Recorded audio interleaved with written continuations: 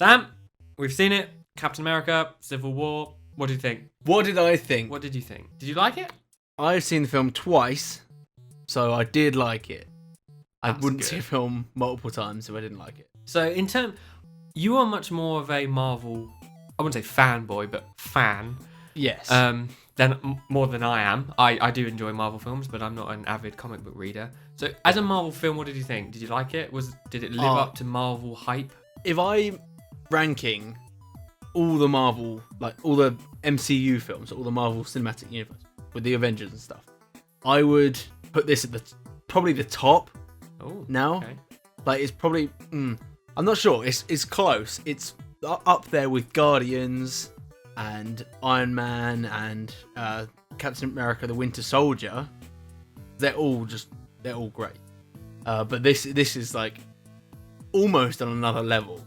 Like the action is just so good. It's just like, but then the story's like just there as well. It's like everything is together. It's not like Avengers: Age of Ultron, where it was like there's lots of CGI action and nothing else. Yeah, I'd have to agree there. But in this, there was a proper story, and that just made it. Like it wasn't just a popcorn flick with superheroes. It was actually a good film. Yeah. Okay. So coming from someone who I was just watching it as if it was any other film, I'm not watching it going, oh, my favorite superhero villains or characters, all on screen. I was just watching it like I would watch any other film.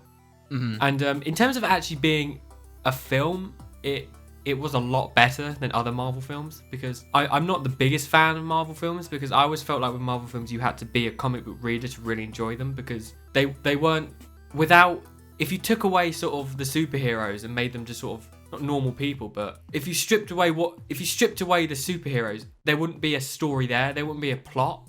Yeah, like if they weren't Iron Man, if it was like, I don't know, Tom Bobbins, whatever, some random guy's name, it wouldn't be the same, because the film doesn't have, like, the films never had the plot. They lent on the fact that they were coming from a comic book, and that they would bring viewers in just from the fact that Iron Man was in it or Captain America was in it. But because right now superhero films are like the big blockbusters. Yeah, and they make too much money. They make money even if they're bad films. Exactly. Batman v Superman. But this time, I feel like the Russo brothers and the writers, I feel like they did it differently this time. I feel like they tried first to make it a good film. Yeah. And then put the superheroes on top of it, if that makes sense. Yeah, which is exactly what they did with the last Captain America film, Winter Soldier. But I would say they did. It wasn't even like a superhero film, that one. But I would say they did this better, because I didn't like the Winter Soldier. I personally think that's the worst Marvel film I've ever seen. What? I don't know why, but I hated it. I hated every minute I saw of that film. Everyone who disagrees with Jordan, I want to see some angry hate in the comments. I didn't believe that film. Like sometimes you just watch a film and you don't buy it. When you just find it impossible to buy into what the people are trying to tell you. And I just found that a bit too far-fetched, that one. But this one, I feel like they really reined it in. And obviously, it's got super soldiers and shit like that. But it's all to do with it all depends on how you portray it, to how well the audience can believe it. And I just feel like they did it really well. It's a real character story. That's exactly it. It doesn't rely on action, explosions. Even though a lot of there is that, and it's really good. It doesn't rely on it. The problem is that Captain America's always been Captain America. Iron Man's Iron Man. Everyone. Yeah. The characters are what they are, but this time they're human beings as opposed to heroes. Yeah, exactly. And like something I said to you after watching the film was that Captain America and Iron Man have almost switched roles. If this film happened when Marvel first started making like Iron Man and Captain America and stuff, they would be on the opposite sides. Yeah, they would. Cap would be on the side of the government, and Iron Man would be like, fuck the government, because that's what he was like in the first Iron Man film. And now, like, with the experience they've had from their separate films, they've switched roles. Yeah. So it's almost like this film wouldn't work standalone. Like, it sort of does, but you need to have an understanding of their characters before you watch the film. Because, like, if you watch The Winter Soldier, where Cap's like, he's just gotten used to living in 2015 or whatever year it was. And then Shield. He finds out that Shield is actually Hydra's like building up inside Shield, and then he doesn't trust the big corporation that he works for anymore, and the government. He doesn't trust any of that. Then we go into Civil War with him like that, and with Iron Man, he wants to be controlled because he's made so many mistakes. He's made weapons in the first Iron Man, and then he created Ultron.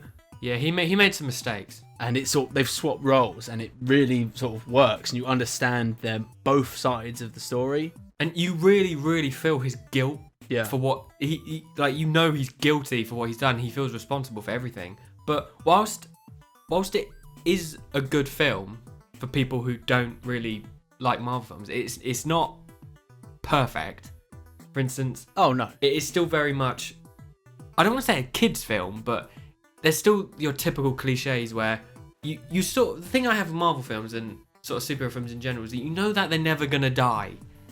Yeah, especially not the good ones, because they can't kill them off. They get predictable. Yeah, and they become predictable. There were a couple of moments in this film actually that did surprise me, where you think, oh, here we go, and then it doesn't happen. Yeah, exactly. And you just think, oh, okay, that was nice.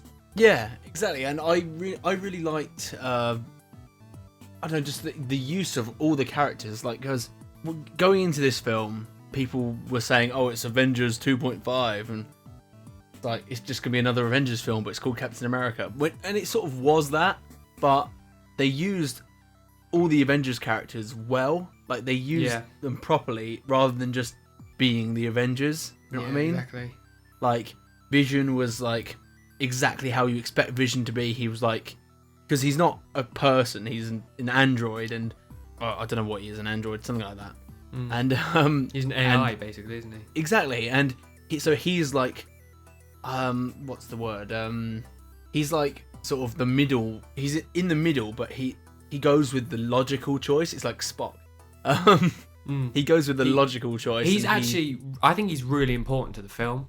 Yeah. Actually, in terms of bringing everything together, because the film is actually really clever in the way that it's called Civil War, which immediately lets you know that there's two sides. But the film doesn't lead you. It lets you make your own mind up. It's clever in the way it does that.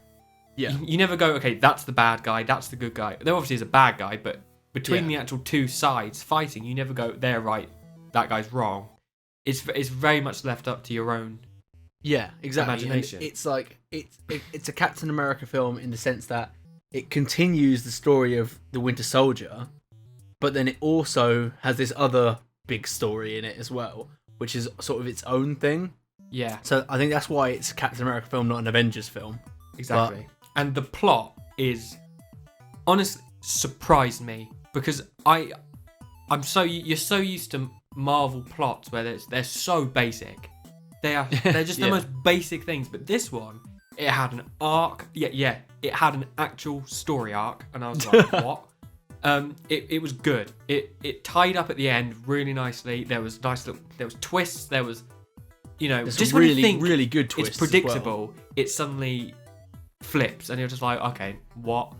The only thing I sort of griped about is that there's a bit towards the end where you think it's going one way, but if you've seen the trailer, and Sam, you know what I'm referring to, you know that something else is going to happen because you've seen it in the trailer. There's a part in the trailer that you don't see happen throughout the film, and you're like, well, it's definitely coming. Yeah, and it's quite a big part in the trailer, and it sort of ruins that moment because you sort of think, oh, I wish, because I'm expecting something to happen now, and I feel like it would have made the twist or the reveal at the end a bit more powerful. But anyway, Sam, what would you give it out of 10? I'm gonna go with a 9.5. Really? 9.5? Yeah. You're gonna rank it higher than Star Wars? Wait, what did I give Star Wars? 9. Was it a 9? Oh, I don't know. I don't know. I personally, you know what? 9. I'm gonna go 9. 9. I'm gonna give it a 7 because 7. I don't have the sort of superhero. Yeah, I guess you're not as into these sorts of films as I am. So that's the good thing. If you are a Marvel fan, you are gonna love that film. I promise you, because it's exactly, I think, what comic book fans would want.